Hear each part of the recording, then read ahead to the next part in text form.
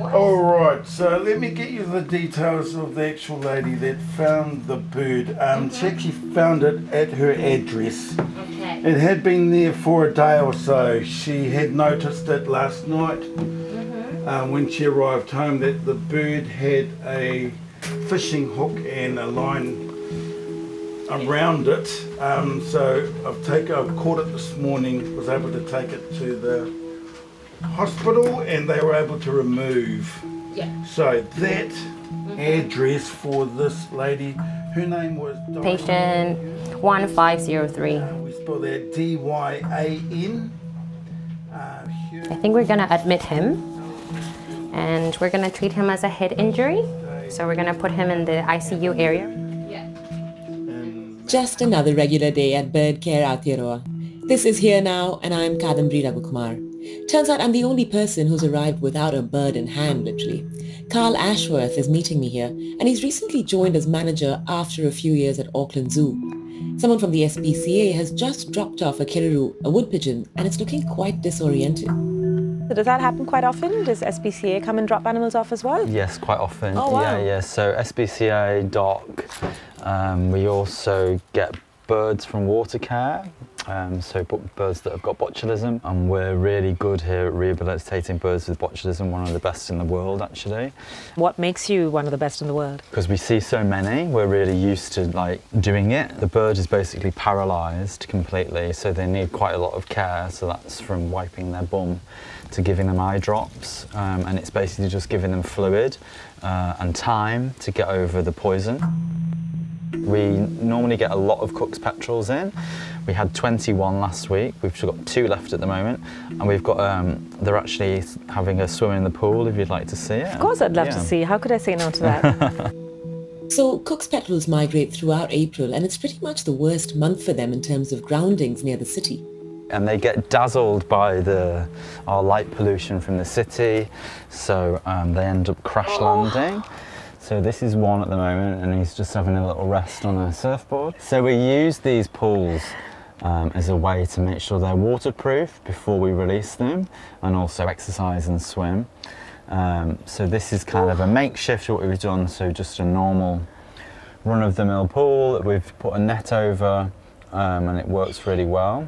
It's quite a lot of resources going into rehabilitating literally one single bird. Absolutely, yes. So I would say that his rent is probably about $100 to $150 a day. Bird Care operates as a charity and it costs about $600,000 to run each year, and it hasn't been an easy run for them. And you've got to think about all the different species that we get. So, you know, from looking after a Cook's petrel to looking after a sparrow is a very different thing. So there's a huge arc of skill set from the team. And as varied as that skill set is, so are the people here. The team's made up of a mix of people from different countries, bringing their own overseas experience with animals to bird care here. Carl himself spent a few years working with birds in the UK. So, birds in New Zealand have got a really special role, I think, in society. I know that sounds a bit strange, but, you know, we're named Kiwi.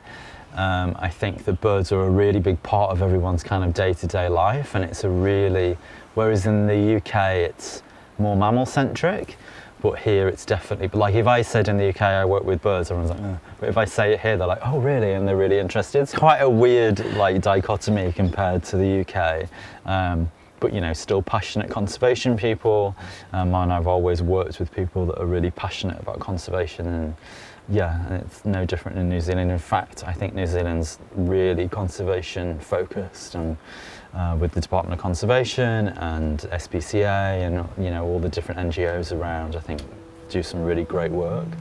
Daniela Martinez is Chilean and she trained in vet science in Bolivia. She's busy settling a very traumatized bird in an ICU chamber here. Her colleagues are preparing a bird feed in the background. It's berries, peas, oats and eggshells. They're all internationals themselves and ended up working together, drawn by a very similar drive. So that's the first thing that I liked when I started here. It's somewhere that you feel very, very contained, very like you're surrounded by people that are here because of the same reasons that you are. Doesn't matter where you're from. What brings us together is that we all love birds and we want to do something about it. So what were some of the things that you picked up while you were in Bolivia? So I think one of the main things there was that it's very practical. Like a lot of the actual hands-on happens on your first year.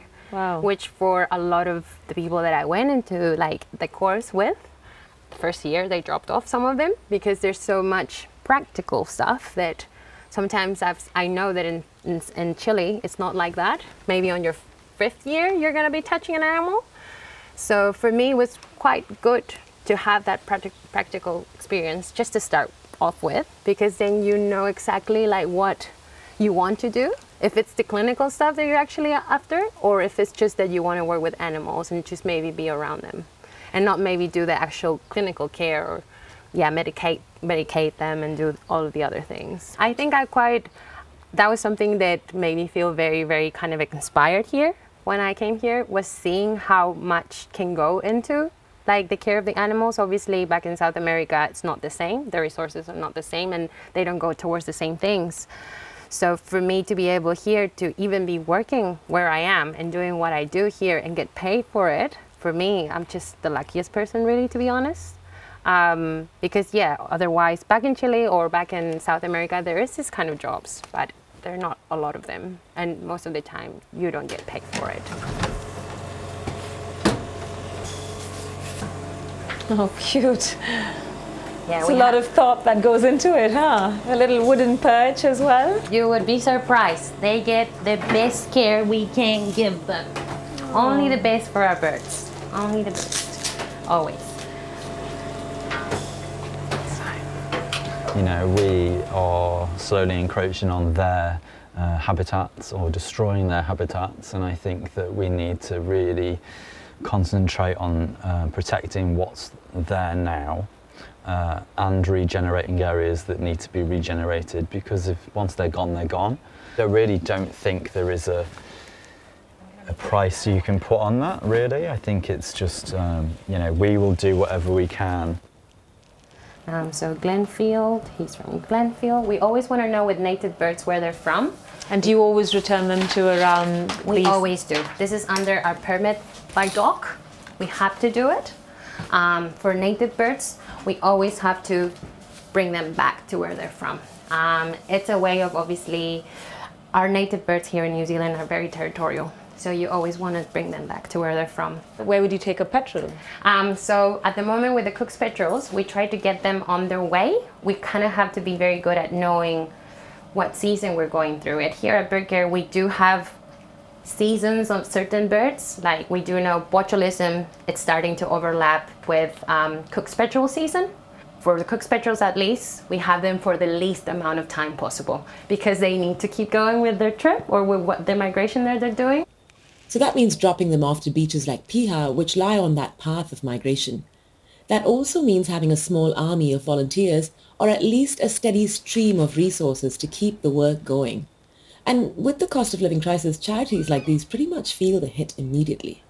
And we do know and we understand fully that if people are struggling, we are going to struggle too.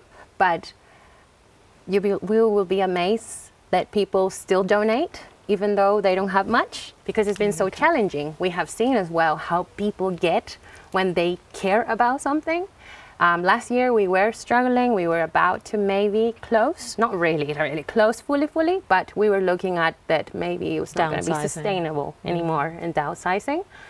And we were all obviously very, very worried, but that's when we saw too that getting the word out, people started realizing they were a charity and donating so much. People that were continuously doing it already gave us even more support, and just getting calls sometimes, people telling us how they think that our work it's indispensable, and that our work it's something that, yeah, you know, what would they do without us? That support is very special as well. It's not about the money just as well. Yeah, it's just knowing that people think that we do a good job here. It's very important for us too. Daniela Martinez and Carl Ashworth talking to me there for Here Now. You can catch more episodes of the Here Now podcast on all your favorite podcast platforms. And yeah, you can also find us on the RNZ website. My name is Kadambri Raghukumar. Thanks for listening.